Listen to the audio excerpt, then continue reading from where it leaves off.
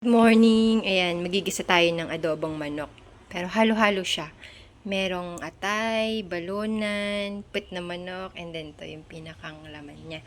Ito yung paa at saka balunan. So, ayan. Mag-start na tayo magisa. Igisa na natin yung bawang, luya. Ayan. Madaming luya yan para mawala yung langsa niya. Ito pa.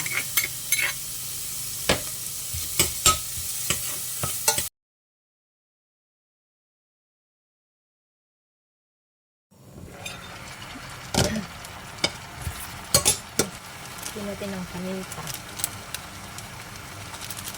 Madaming paminta. Then, lagyan natin ng Himalayan salt. Himalayan salt. Konti lang. Ayan lang.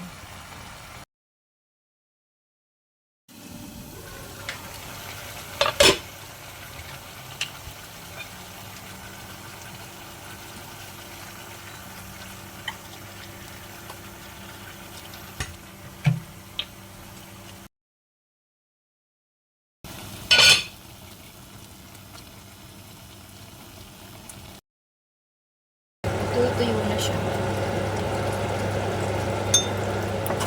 Pansit na pa. Like. Tingnan natin yung atay. Madali naman naman. Luto na siya. Then, meron din ako kanin. Konting ano na lang. Pinapaano ko na lang siya. Pinapatuyo ng konti.